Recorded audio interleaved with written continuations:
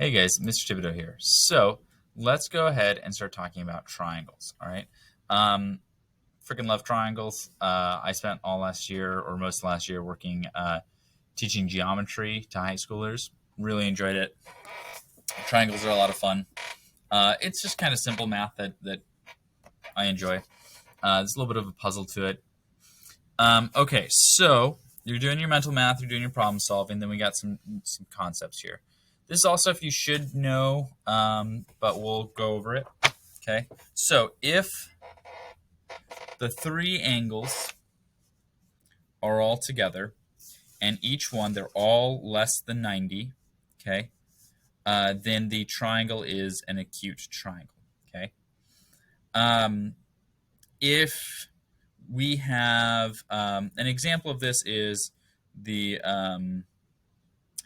was it not 45, 45, 45, but an equilateral triangle is an acute triangle. Okay. The other one is where are we at? Right triangle. So in a right triangle, we're going to talk a lot about these. A right triangle has one angle is 90 degrees, and the other two, well, I guess that's not true. The other two don't have to be 45, do they?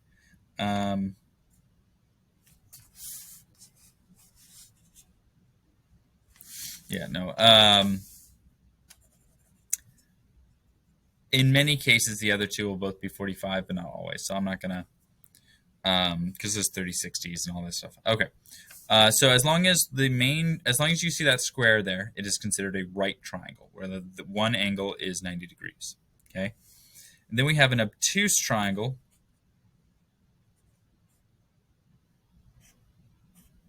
where one angle is greater than 90 degrees.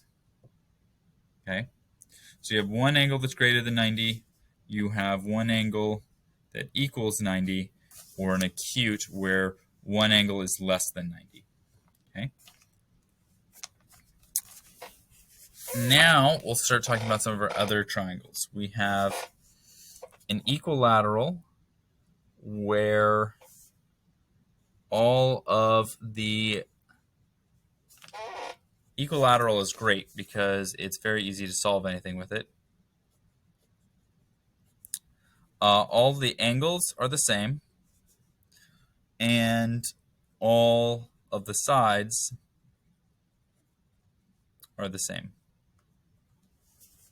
Okay. We have an isosceles, where you have two sides that are the same, and you have two angles that are the same. Okay. So here, all three angles equal each other. Okay. Over here, two angles equal each other, and two sides of the line equal each other. These lines, by the way, if you're not familiar with them, if it's got one line through it, that means it's equal to all other ones that have a one line through it. So equal, equal, equal. These two, they both have two lines through them. These two are both equal to each other. Okay? And then we have scalene triangles where no side is equal, no angle is equal to each other. Okay? Now, one important thing, I want you to write this in bold. All triangles, if you add up their angles, equals 180 degrees. Okay? This was actually a huge thing that they figured out. I think ancient Greece or the Egyptians, one of them figured it out, though honestly the Chinese may have already figured it out. But ancient people figured this out, and it really changed how they were able to do math. Okay, it allowed them to be able to build things and be able to match things up. If you're trying to build stuff, and you guys are doing this right now with your boats, where you're trying to get things to match up. Now, you don't care particularly if it doesn't match up 100%. If it's not perfect, you can just fill it with wood glue and call it good.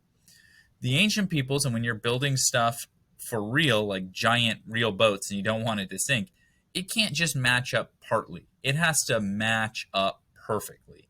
So knowing these angles, knowing all of this stuff allows you to do the math and actually get things to match up, which is very important. Okay. The area of a triangle. So here's the cool thing about the area of a triangle. All triangles are half of a square. Okay. If I draw, it's especially easy to see. If I draw a square and then I cut it in half, I now have two triangles. Okay. So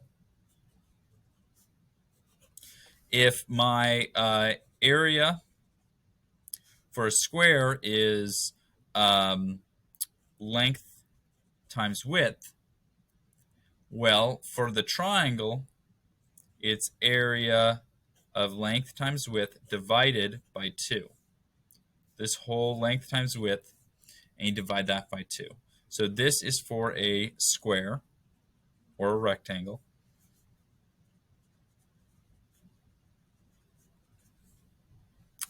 And this is for a triangle. And that actually works for every triangle, okay? Now, the only thing that you have to figure out is what is the length and which is the width, because you have 3 angles here, right?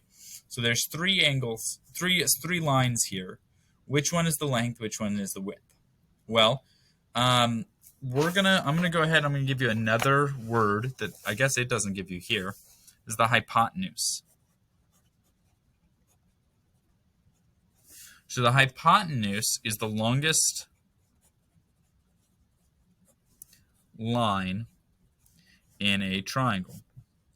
So the longest line is always opposite the largest angle.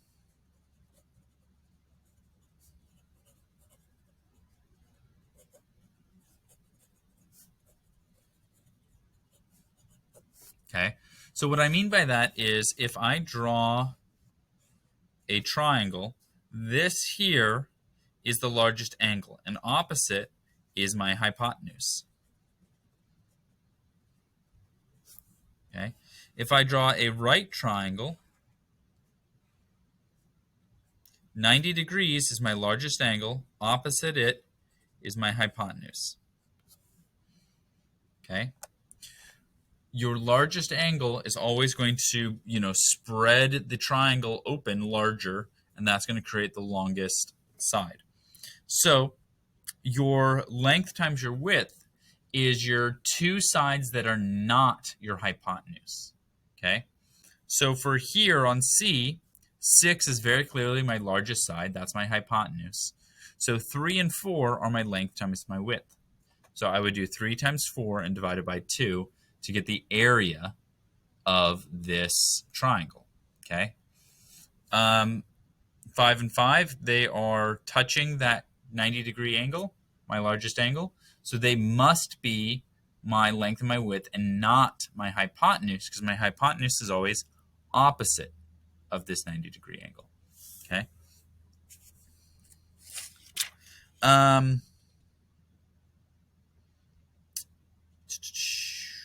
Yeah, I think that should be good. Some of this, again, should be review, but you guys should be in good spot to do the work. Let's actually talk about what your written practice is today.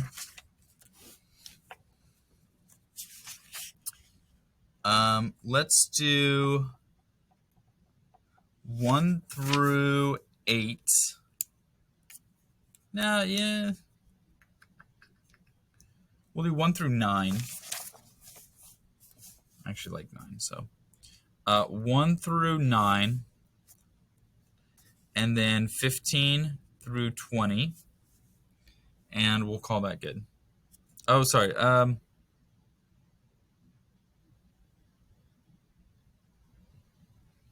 1 through 9 and 12 through 20. Okay. All right, guys. That is your work for the day. Have a good one.